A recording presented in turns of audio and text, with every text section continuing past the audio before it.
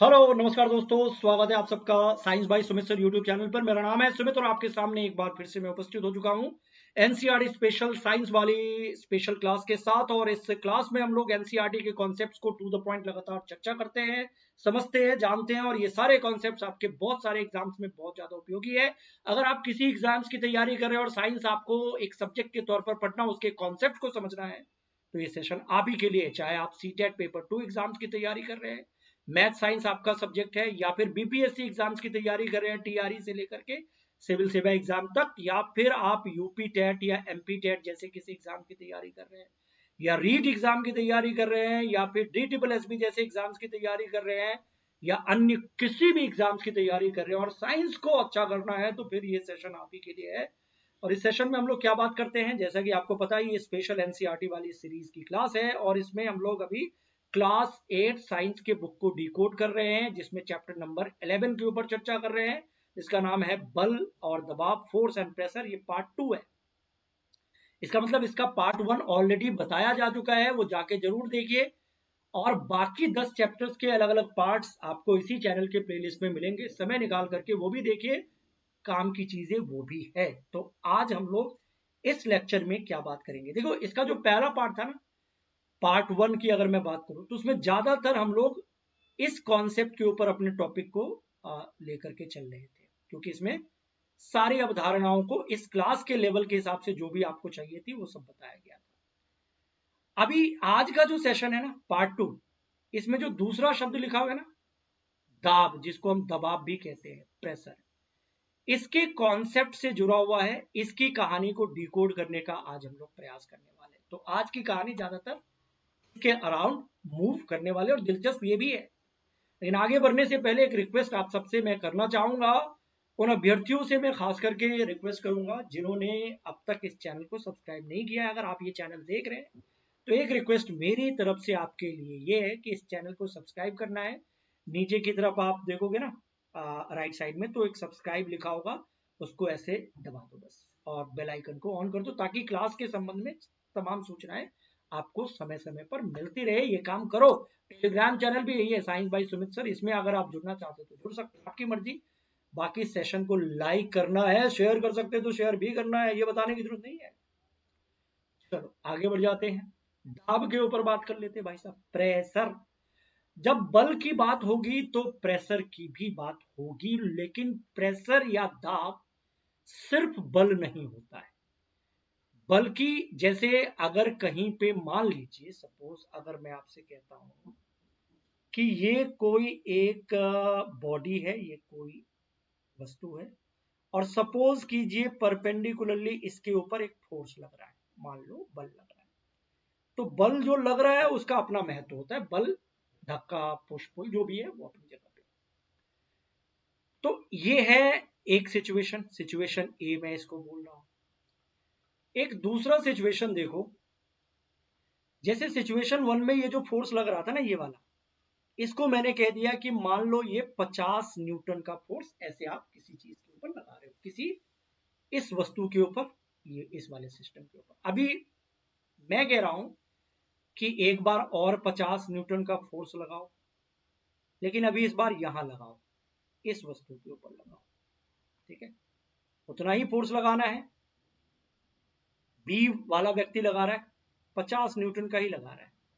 तो देखा जाए तो दोनों जगह पे फोर्स तो सेम ही लग रहा है, लेकिन इस फोर्स के लगने के कारण जो रिजल्ट आएगा, जो परिणाम आएगा, क्या ये दोनों जगह पे सेम ही होगा? इसका जवाब है नो। क्यों? क्योंकि आप देखो 50 न्यूटन का फोर्स किस एरिया पे लग रहा है, कितनी जगह पे लग रहा है, ये एरिया है, दिस इज एरिया, इसको मैं A1 कह दे रहा हूं। और यही 50 न्यूटन का फोर्स कहां लग रहा है, दिस इज A2। क्लियरली जो दूसरा वाला केस है ना, बी वाला केस, वो ज्यादा एरिया पे फोर्स लग रहा है, और पहला वाला कम एरिया पे फोर्स लग रहा है। तो इंपैक्ट ऑफ फोर्स कहां ज्यादा होगा? अब मान लो ये एक, जैसे सपोज करो ये इसकी बात कर रहा हूं, इसके ऊपर मैं 50 न्यूटन का फोर्स इस छोटे से एरिया पे लगा रहा हूं, और यही 50 न्यूटन का फोर्स मैं इस पे ऐसे लगा रहा हूं, ये मोबाइल पे ऐसे लगा रहा हूं। तो कहीं ना कहीं ये 50 न्यूटन का फोर्स बड़े एरिया पे डिस्ट्रीब्यूट हो जाएगा और छोटे एरिया पे ज्यादा डिस्ट्रीब्यूट नहीं हो। आप समझ रहे हो सिंपल भाषा में? तो जो रिजल्ट दिखेगा ना, छोटे वाले एरिया पे ज्यादा विकृति दिखेगी, आपको ज्यादा प्रभाव दिखेगा। बड़े वाले एरिया पे ये फोर्स जितना भी लग रहा है ना, ये ज्यादा एरिया पे डिस्ट्रीब्यूट हो रहा है। इसका मतलब ये हुआ कि जब एरिया ज्यादा हो, एरिया ज्यादा हो तो अगर सेम फोर्स इसके ऊपर लग रहा है तो उसका इंपैक्ट कहीं ना कहीं कम हो जाता है, यानी प्रेशर कम हो जाता है।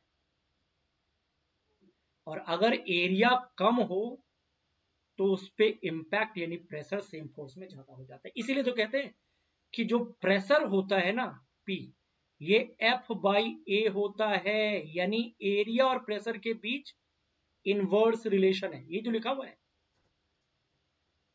Pressure is equal to force upon area. ठीक है, अगर फोर्स कांस्टेंट है तो प्रेशर और एरिया के बीच में इनवर्स रिलेशन, इसका मतलब एरिया ज्यादा तो प्रेशर कम, एरिया कम तो प्रेशर ज्यादा। ठीक है ना? इस पे आप 50 न्यूटन का फोर्स लगाओ और इस पे आप 50 न्यूटन का फोर्स लगाओ, दोनों में फर्क पड़ेगा ना। ठीक है, तो अगर जो फोर्स लगा रहे हो वो कांस्टेंट होगा तो क्या होगा? ठीक है ना? अच्छा, ऐसा भी तो हो सकता है कि मान लो एरिया कांस्टेंट हो, ये ए है, ये बी है, सेम एरिया है, इस पे लग रहा है 20 न्यूटन का फोर्स, इस पे लग रहा है 50 न्यूटन का फोर्स, तो इसमें बहुत ज्यादा साइंस नहीं लगाना है। अगर एरिया सेम है ना, तो जहां फोर्स ज्यादा लगेगा प्रेशर वहीं पे ज्यादा, और जहां फोर्स कम लगेगा प्रेशर वहीं पे कम। अगर सेम एरिया पे एक पे आप 100 न्यूटन का फोर्स लगा रहे हो, एक बक्से पे आप एक मोटर बाइक खड़ा कर दो और सेम बक्से पे आप ट्रक खड़ा कर दो, तो सोचो क्या होगा? ऑब्वियसली ट्रक ज्यादा फोर्स लगाएगा, उसमें वजन ज्यादा है ना? तो एरिया सेम हो तो फोर्स डिसाइड करेगा कि प्रेशर कहाँ ज्यादा लग रहा है, कम लग रहा है, इंपैक्ट क्या होगा, है ना? और अगर फोर्स सेम है तो एरिया डिसाइड करेगा, और एरिया और प्रेशर में उल्टा रिलेशन, फोर्स और प्रेशर में सीधा रिलेशन। ये ध्यान रखना है, फॉर्मूला है ना, ये फॉर्मूला अपने आप में बता रहा है ना, एफ और पी में सीधा और ए और पी में उल्टा रिलेशन। ठीक है ना? क्लियर है? डन। तो इसी चीज को हम लोग दाब कहते हैं। इसलिए दबाव का मतलब क्या होता है? Mathematically force acting on unit area. इसलिए प्रेशर को हम लोग कैजुअली क्या बोलते हैं? फोर्स पर यूनिट एरिया, यानी प्रति इकाई क्षेत्रफल पर लगने वाला जो बल होता है ना, उसी बल को दबाव कहा जाता है। और यहाँ पे जिस एग्जाम्पल से हम लोग इस चीज को समझ रहे हैं, यहाँ पर हम केवल उन बलों पर अभी विचार कर रहे हैं जो किसी सरफेस पे परपेंडिकुलर लग रहा है, लंबवत लग रहा है। फिलहाल इस क्लास के लेवल के हिसाब से डिस्कस कर रहे हैं। ठीक है जी? ठीक, दिस इज द केस। अच्छा, अभी आगे बढ़ने, एग्जाम्पल की तरफ आगे बढ़ने से पहले मैं फॉर्मूला को यहाँ पे डिकोड कर लेना चाहता हूँ कि कोई कंफ्यूजन हो। देखो, अभी हमने देखा pressure is equal to force upon area होता है। अब प्रेशर का ऐसा यूनिट अगर आपसे कोई पूछेगा, P equal to force upon area, इसका पूछा जाता है SI मात्रक क्या होता है? SI यूनिट, यूनिट मतलब मात्रक जो चल रहा है। अब देखो, हमें पता है P बराबर होता है F/A, F का SI यूनिट होता है न्यूटन, फोर्स का न्यूटन, और एरिया का होता है मीटर स्क्वायर। तो इसको हम क्या बोलते हैं? न्यूटन पर मीटर स्क्वायर। ये है SI यूनिट, पर मीटर स्क्वायर, और इसी को एक साइंटिस्ट के नाम से जाना जाता है जिसको पास्कल कहा जाता है। ठीक है ना? तो प्रेशर का SI यूनिट आप पास्कल जो जानते हो ना, जिसे हम PA कहते हैं, ये न्यूटन पर मीटर स्क्वायर है। इवन इसको और भी अच्छे तरीके से अगर बिना किसी नाम के एक्सप्रेस करना चाहो तो ये देखो, एक तरीका ये है, फोर्स का ऐसा यूनिट जो जिसे हम न्यूटन कहते हैं ना, F बराबर एम ए, कभी आपने पढ़ा होगा ना, ये होता है ना kilogram metre per second square, acceleration का मीटर पर सेकेंड स्क्वायर और m का किलोग्राम, तो इसी को तो न्यूटन बोलते हैं ना भाई साहब। तो अगर मैं न्यूटन ना लिख करके kilogram metre per second square लिख दूं तो ये चलेगा, और यहाँ पे मीटर इंटू मीटर, तो इसको कैंसिल कर दिया, तो ये किलोग्राम है और ये मीटर जो था ना, ये तो ऐसे हो गया ना, इसको हम ऊपर ले जाएंगे तो -1, यानी किलोग्राम मीटर इनवर्स सेकेंड का पावर -2। इसी को पास्कल कहते हैं। पास्कल जिसे हम न्यूटन मीटर स्क्वायर कहते हैं, उसको ये भी कहते हैं। तो पास्कल का 2 मतलब हो गया। देखो ये सब सही है। अगर आपसे पूछे ना प्रेशर का यूनिट क्या होता है, तो आप न्यूटन पर मीटर स्क्वायर भी सही बोलोगे। इसी को पास्कल बोलते हैं और इसका असली मतलब होता है किलोग्राम पर मीटर पर सेकेंड स्क्वायर, क्योंकि न्यूटन का मतलब ये होता है, क्या होता है, कहीं पे और जगह है, न्यूटन का मतलब होता है kilogram metre per second square, और न्यूटन मीटर स्क्वायर था, तो kilogram metre per second square by metre into metre. तो एक तो कैंसिल हो गया, लेकिन नीचे तो एक है ही ना, तो किलोग्राम और इस मीटर को ऊपर ले जाएंगे, तो इसी को पास्कल कहते हैं। यानी कोई आपसे पूछे कि प्रेशर का यूनिट बताओ, लेकिन किसी साइंटिस्ट का नाम मत लो, ना पास्कल बोलो ना न्यूटन बोलो, तो आप ये बोल दो इसमें तो किसी का नाम नहीं है। चलो ठीक है, एक्स्ट्रा पॉइंट हो गया, बात नहीं, आगे बढ़ लेते हैं। एग्जाम्पल बताया जा रहा है, किसी लकड़ी के तख्ते में एक कील को इसके शीर्ष से ठोकने का प्रयत्न कीजिए। कील को शीर्ष से ठोकने का प्रयत्न कीजिए, क्या आप सफल हो पाते हैं? जब कील को नुकीले सिरे से ठोकने का प्रयत्न, अब कील को नुकीले सिरे से ठोकने का प्रयत्न कीजिए। मतलब ये सिंपल सी बात है, ये प्रेशर का केस समझाया जा रहा है। जैसे कील होता है ना लोहे का, ऐसे बना होता है ना कील का डिजाइन कुछ, ये नुकीला होता है, नीचे वाला एकदम नुकीला होता है। नुकीला मतलब एरिया लेस, और ये देखो ये एरिया मोर है ना।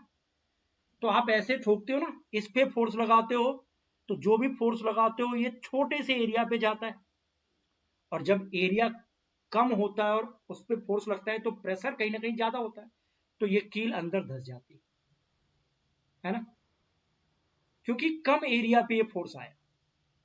बट अगर आप उल्टा करके लगाओगे, इसको पलट दो, है ना, तो अब उस पे ऐसे फोर्स लगाओगे ना, तो ये ज्यादा एरिया पे वो फोर्स बिखर जाएगा, फिर वो डिस्ट्रीब्यूट हो जाएगा, वो धसेगा नहीं।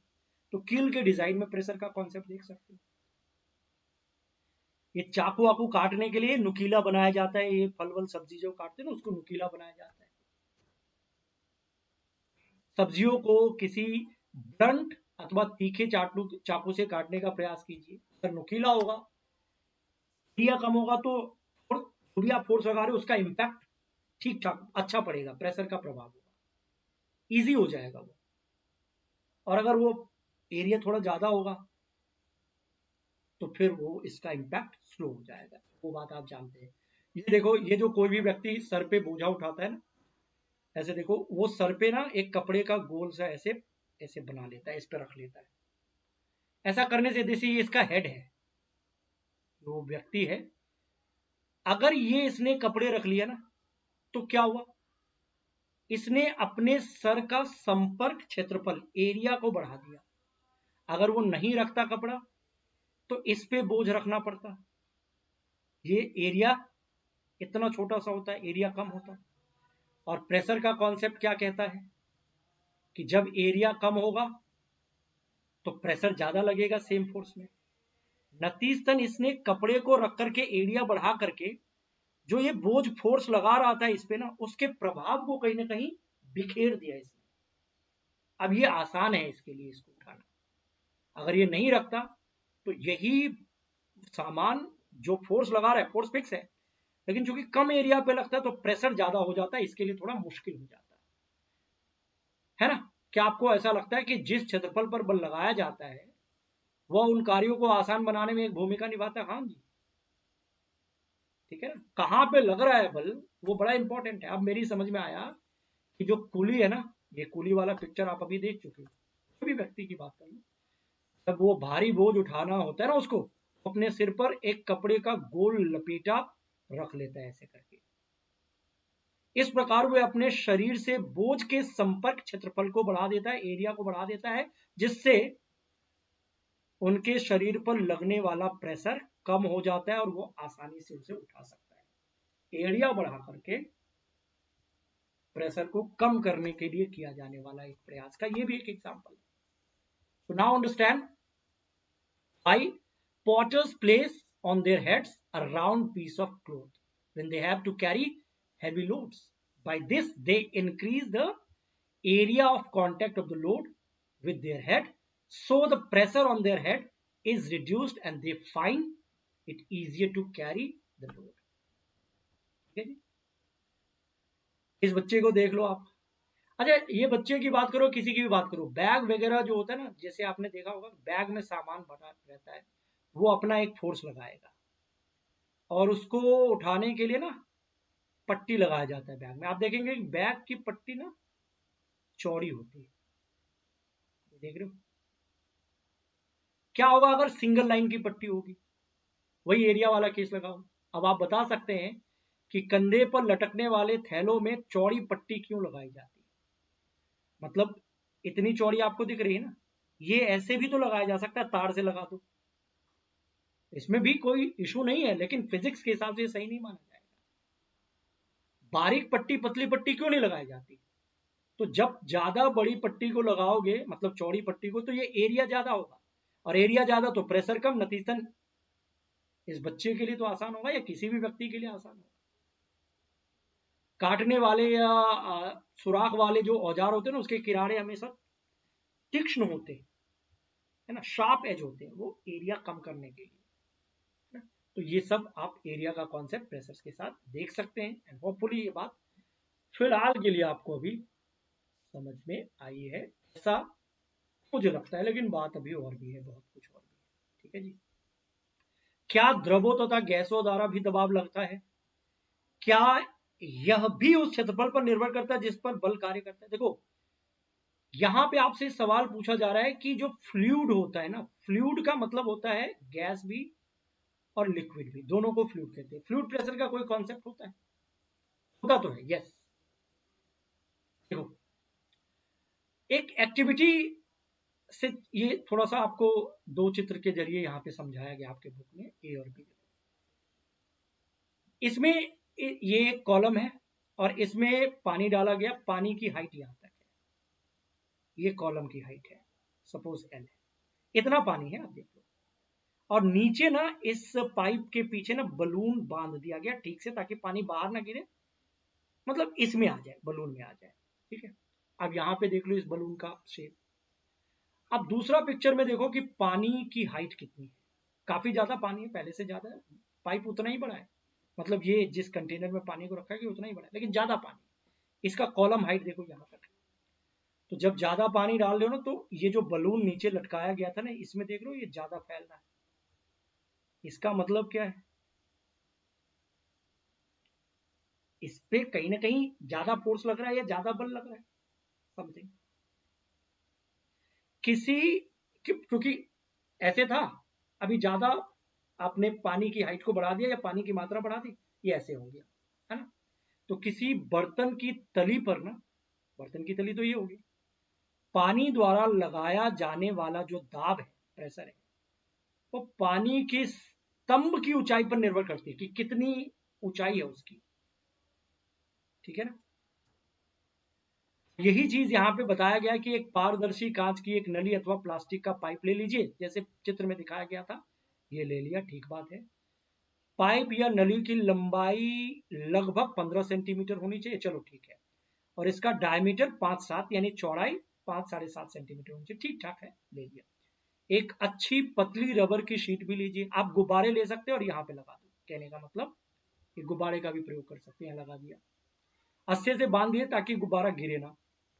पाइप को ऊर्ध्वाधर वर्टिकल स्थिति में रखते हुए बीच में से पकड़ लीजिए, जैसे इस चित्र में पकड़ा गया है, यहाँ पे यही चीज यहाँ पे लिखा गया, देखते हैं इसमें कुछ नई बात है कि नहीं। अपने किसी दोस्त से पाइप में कुछ पानी उड़ेलने के लिए कहिए, ठीक है। क्या रबर की शीट बाहर की ओर फूल जाती है? हाँ, पानी जब अंदर जाएगी, अंदर जाएगा तो ये इसके ऊपर पानी आएगा तो ये फैलेगा, है ना। पाइप में पानी के स्तंभ की ऊंचाई नोट कीजिए, मान लो ये इतना पानी है, अब एक इसी तरीके से एक दूसरा एक्सपेरिमेंट करो और अभी इतना पानी, तो इसकी जो बलून है ये ज्यादा फैल जाएगी। पाइप में पानी के स्तंभ की ऊंचाई नोट कीजिए, पाइप में कुछ और पानी उड़ेलिए, मात्रा बढ़ाइए, स्तंभ की ऊंचाई बढ़ जाएगी। रबर शीट के फुलाव तथा पाइप में पानी के स्तंभ की ऊंचाई को पुनः नोट कीजिए। इस प्रक्रिया को कुछ बार दोहराइए। क्या आप रबर शीट के फुलाव तथा पानी के स्तंभ की ऊंचाई के बीच के संबंध को देख पाते हैं? हाँ, जैसे जैसे पानी की मात्रा या ऊंचाई बढ़ रही है ना, वो फैलाव ज्यादा हो रहा है रबर शीट का। ठीक है। एक दूसरा है, प्लास्टिक की एक बोतल ले लो।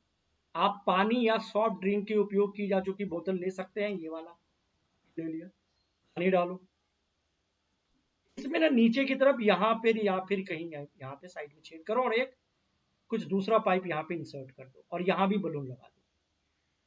ठीक है। अब देखोगे ये पानी इधर की तरफ जा रहा है और ये बलून भी फैल रहा है कुछ। एक और केस देखो आप, ये वाला ये वाला ये वाला, देख लेते कि इसमें क्या बताया गया है। ठीक है।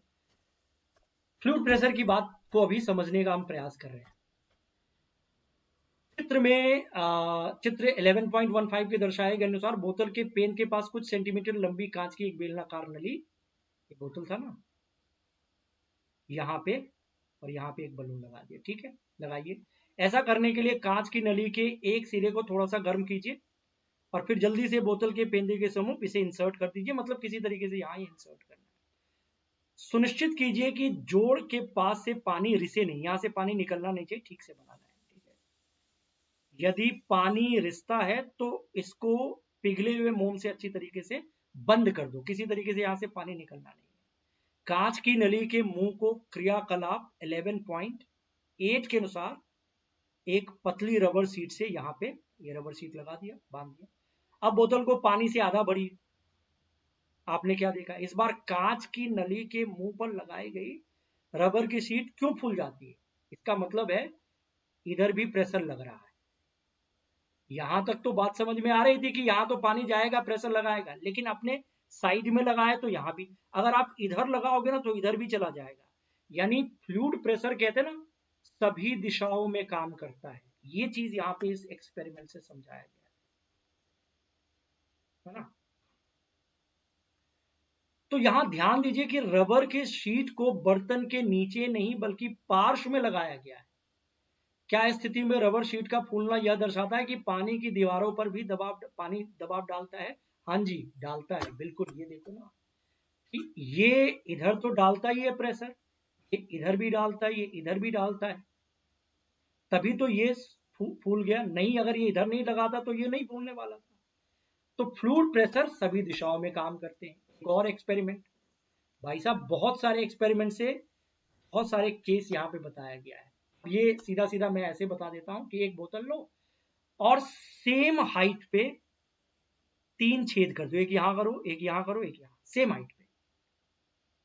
एक तो होता है कि एक यहां कर दो, लेकिन यहां पे तीनों सेम हाइट पे किया है। अब आप देखोगे इसमें क्या हो रहा है, जब तीनों को सेम हाइट पे छेद किया है ना, तो यहां से भी पानी बाहर आ रही है, यहां से भी पानी आ रहा है, यहां से भी आ रहा है, और सेम दूरी को कवर कर रहा है। इसका मतलब इस पॉइंट पे जितना दबाव है P1, उतना ही दबाव यहां भी है, उतना ही दबाव यहां भी है। यानी सेम हाइट पे यहाँ P1 बराबर P2 बराबर P3, ये एक्सपेरिमेंट में हमें दिख जाता है।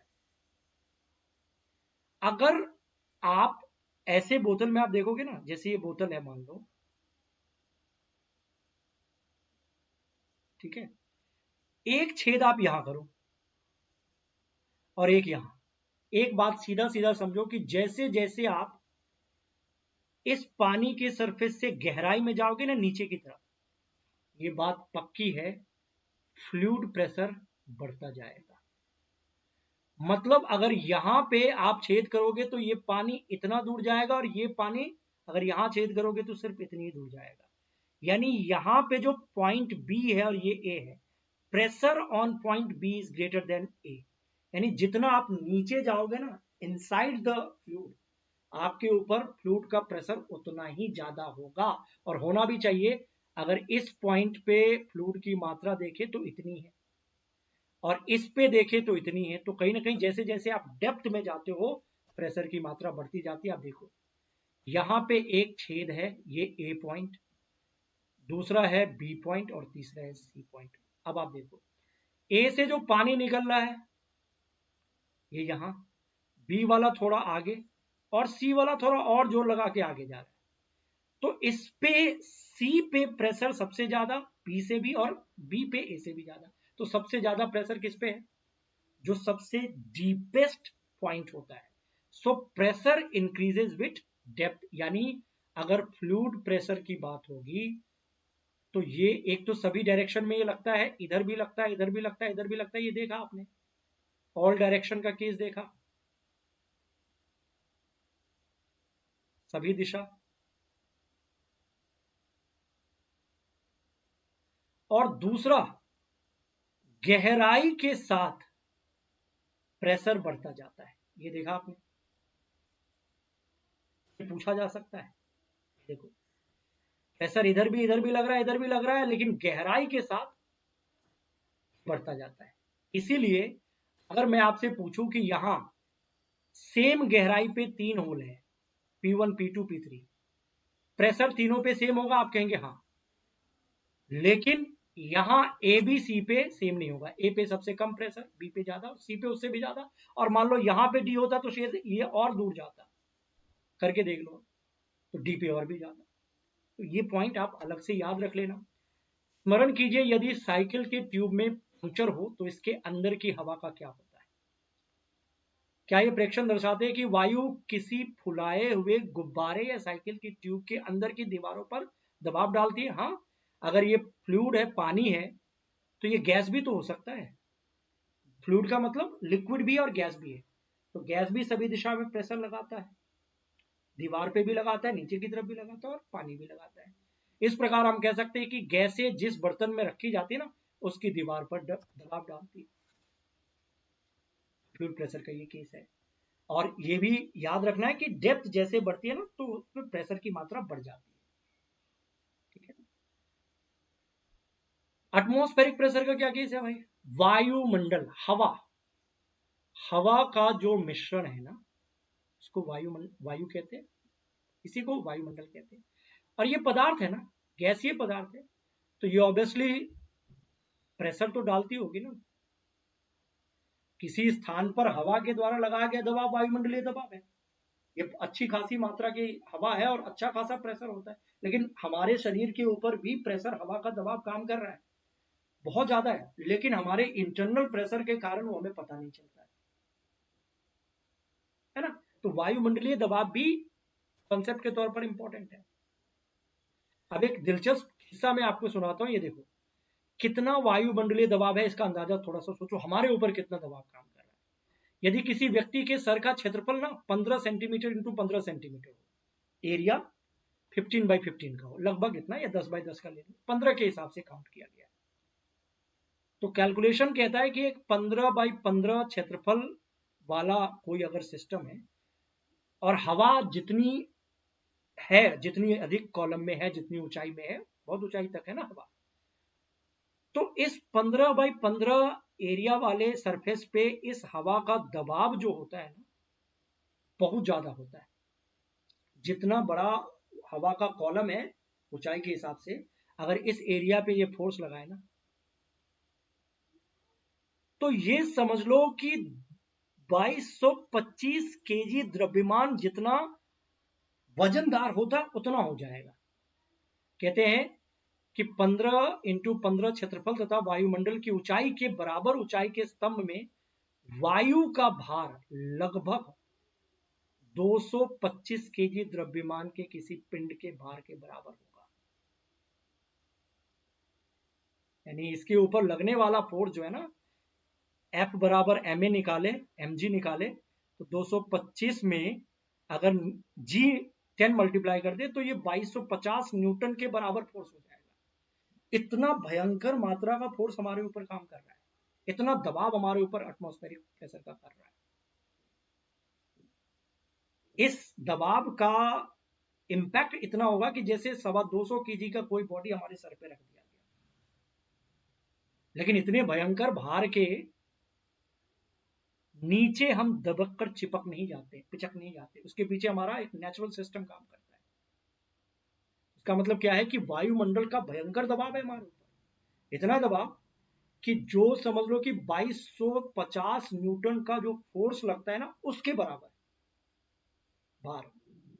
और ये वजन के हिसाब से देखोगे तो 225 किलोग्राम वस्तु जितना वजनदार होता है उतना है। लेकिन इतने भयंकर प्रेशर के बावजूद भी कुछ अगर नहीं होता है, हम क्रस्ट आउट नहीं होते हैं, तो उसका मुख्य कारण है कि हमारे शरीर के अंदर का जो दाब होता है ना, हमारे शरीर का भी तो ब्लड प्रेशर होता है ना, वायुमंडलीय दाब के बराबर है, और यह बाहर के दाब को निरस्त कर देता है। ये भयंकर प्रेशर है, लेकिन हमारे शरीर के अपने अंदर का भी प्रेशर है, तो इस प्रेशर को ये वाला प्रेशर कैंसिल कर देता है, इसलिए हमें कुछ नहीं होता है, निरस्त कर देता है। ये पूछा गया प्रश्न, तो याद रखिएगा। ठीक है जी। हाई प्रेशर का एक और कॉन्सेप्ट समझिए। एक अच्छी रबर का शकर लीजिए। शकर देखा आपने, ये वाला, ये रबर शकर होता है, ये आप खरीद सकते हो। एक छोटे आले की भांति ये रबर शकर दिखाई देता है। इसको किसी समतल चिकने पृष्ठ पर जोर से ऐसे प्रेस कर दो, दबा दो। ऐसे दबाया गया ना, चिकने पृष्ठ पर दबा दो। क्या यह पृष्ठ से चिपक जाता है? हाँ, चिपक जाता है। अब इसको खींचकर पृष्ठ से उठाने का प्रयत्न कीजिए। अगर आप ऐसे दब गया ना, तो ये खींच के उठाने का प्रयास करोगे, नहीं निकलेगा, ये बहुत मुश्किल होता है। शकर को हटाना बहुत मुश्किल होता है। क्यों? भी प्रश्न है। जब आप शकर को दबाते हो ना, तो कप और पृष्ठ की जो अधिकांश वायु है ना, जैसे ये सरफेस है, इसके ऊपर आपने शकर लगाया, आपने इसको प्रेस कर दिया, दबा दिया, तो इसके अंदर की जो हवा है ना, ये आउट हो जाती है, बाहर निकल जाती है। पूरा नहीं निकलेगा, पूरा निकल जाए तब तो कभी भी आप शकर को खींच ही नहीं सकते, लेकिन काफी हद तक निकल जाता है। अधिकांश वायु बाहर निकल जाती है। और चूसक पर जो एटमॉस्फेरिक प्रेशर लग रहा है, दबाव लग रहा है, चूसक पर वायुमंडलीय दबाव लग रहा है ना, जैसे हमारे ऊपर लगता है वैसे इस पे भी लग रहा है। हमें इसलिए नहीं पता चलता है कि हमारे अपने शरीर का अपना इंटरनल प्रेशर होता है, पता नहीं, वो कैंसिल कर देता है। लेकिन इसमें कहां से प्रेशर आएगा अंदर वाला? इसका तो कोई बॉडी प्रेशर नहीं है ना, ब्लड प्रेशर नहीं है, तो इस पे तो वायुमंडलीय दबाव लग ही रहा है ना। और ये अच्छे से इसी वजह से चिपक गया। अब इस शकर को पृष्ठ से खींचकर अलग करने के लिए लगाया गया बल, अगर आप चाहते हो कि ये अलग हो जाए, इससे खींचना चाहते हो, तो आप, एक तो एटमॉस्फेरिक प्रेशर लग रहा है, वायुमंडलीय दबाव लग रहा है यहाँ पे अच्छा खासा, आप चाहते हो कि निकल जाए, तो आप जो फोर्स लगा रहे हो ना अपने हाथ से, ये इस एटमॉस्फेरिक प्रेशर से ज्यादा होना चाहिए। आप समझ रहे हो, तभी आप खींच पाओगे। यही लिखा है कि शकर को पृष्ठ से खींचकर अलग करने के लिए लगाया गया बल इतना अधिक होना चाहिए कि ये वायुमंडलीय दाब को पार कर सके, उससे ज्यादा हो। इस क्रियाकलाप में संभवतः आपको वायुमंडलीय दाब के परिणाम का अनुमान लग जाएगा, वो निकलता ही नहीं है। वास्तव में एक शकर तथा पृष्ठ के बीच में से जब पूरी वायु को निकाल दिया जाए, तो किसी भी मनुष्य के लिए इस शकर को पृष्ठ से अलग करना संभव ही नहीं होगा। अगर वैक्यूम क्रिएट कर दे ना, इसके अंदर से थोड़ी बहुत हवा है अभी भी, आप ज्यादा जोर लगा करके निकाल लेते हो, लेकिन अगर पूरा वैक्यूम क्रिएट कर दिया जाए ना, तो आप खींच ही नहीं पाओगे, क्योंकि आप एटमॉस्फेरिक प्रेशर से ज्यादा फोर्स लगा ही नहीं पाओगे,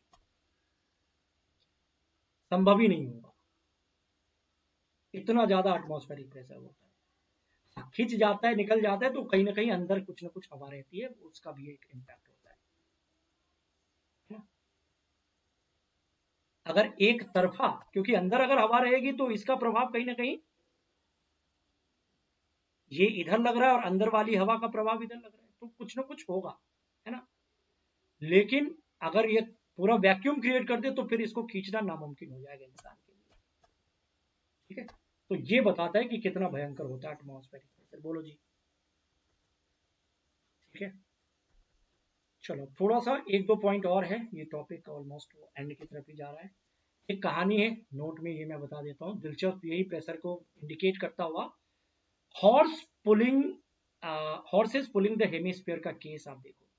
17वीं शताब्दी में जर्मनी के एक वैज्ञानिक ऑटो वॉन गेरिक ने बर्तनों से वायु निकालने के एक पंप का आविष्कार किया था। बर्तन से हवा को निकालने का एक पंप बनाया था। इस पंप की सहायता से उन्होंने नाटकीय ढंग से वायु दाब के बल का एग्जीबिशन किया था। उन्होंने धातु के दो खोखले अर्धगोले या हेमीस्फीयर लिए, जिनमें प्रत्येक का व्यास 51 सेंटीमीटर था। अच्छा खासा व्यास था। 51 से अर्धगोला लिया, आधा गोला नहीं होता ये ऐसे। इन गोलों को एक साथ जोड़कर उनके बीच की वायु को निकाल दिया, वैक्यूम क्रिएट कर दिया गया। अंदर की जो भी हवा थी पूरी तरीके से निकाल दिया गया। और तब प्रत्येक अर्धगोलों पर 8-8 घोड़े विपरीत दिशा में खींचकर अलग करने के लिए लगाए गए। अब इनको ना इंसान से तो अभी हटेगा नहीं, क्योंकि ये पूरी तरीके से पैक है और अंदर की पूरी हवा ही निकाल दी गई है, तो इंसान के बस की बात नहीं है, एक इंसान से तो होगा ही नहीं। अब 8 घोड़े को लगा करके इनको कहा गया खींचो, इनको इंस्ट्रक्शन दिया गया, ये भी खींच रहे, ये भी खींच रहे। अब ये पूरे ये सब अपने तरफ से फोर्स लगा रहे, अपने तरफ से फोर्स लगा रहे, ये भी इसको अलग नहीं कर पाए, है ना। इतना ज्यादा ये वायु दाब का बल इतना अधिक था कि ये इनको अलग ही नहीं कर पाए, सेपरेट ही नहीं कर पाए। तो दिलचस्प तो ये है। अब इसमें काम की बात क्या है? Otto von Guericke, a German scientist in 17th century invented a pump to extract air out of the vessels। किसी वेसल से एयर को एक्सट्रैक्ट करके वैक्यूम क्रिएट करने के लिए जो पंप बनाया गया था, ये ऑटो वैन ग्यूरिक ने बनाया था। ये एक्स्ट्रा पॉइंट है, याद रख सकते हो आप, ठीक है। बाकी घोड़े की कहानी आपको भी पता है, और भयंकर होता है एटमॉस्फेरिक प्रेशर की वैल्यू, ये भी आप जानते हैं। शक्कर वाला केस भी हम जान चुके हैं कि अगर वैक्यूम क्रिएट कर दिया जाए तो एक शक्कर को आप अगर चिपका चुके हो तो उसको हटाना आपके बस की बात नहीं है, खींचना आपके बस की बात नहीं है, ठीक है। तो this indicates that great extent of atmospheric pressure. चलो, प्रेशर की कहानी भी जितना इस बुक में है उतना हमने समझ लिया, फोर्स की कहानी भी समझ लिया, और उम्मीद करता हूं कि सारे पॉइंट्स आपको समझ में आ गए होंगे। और आगे बढ़ने से पहले मैं आपको क्या बोलूंगा, वही जो हमेशा बोलता हूं, चैनल को लाइक करो, शेयर करो, सब्सक्राइब करो, खास करके वो लोग जिन्होंने नहीं किया। जिन्होंने कर लिया है उनका काम है लाइक शेयर करना, और जिन्होंने नहीं किया उनका मेरी तरफ से एक रिक्वेस्ट है कि कर लो सब्सक्राइब, दबाओ साइड वाला बटन, सब्सक्राइब वाला बटन ऐसे प्रेस कर दो, बस बस इतनी सी बात है। तो मेरे साइड से ये रिक्वेस्ट है, बाकी आपके लिए मैं ये काम कर रहा हूँ। और ये चैप्टर हो गया, अभी हम लोग 12वें चैप्टर की तरफ अगली क्लास में मूव करेंगे। फिलहाल के लिए इतना ही। ओके, बाय बाय, टाटा, और मिलते हैं आपसे अगली क्लास में, ठीक है जी। और पढ़ते रहिए ऐसे ही। और जो पुरानी क्लासेस है ना, ये 11वां चैप्टर है ना, बोलो हाँ, तो इसका मतलब है 11 चैप्टर में, हर चैप्टर में हम 2 या 3 क्लास ऐसे कैरी कर रहे हैं।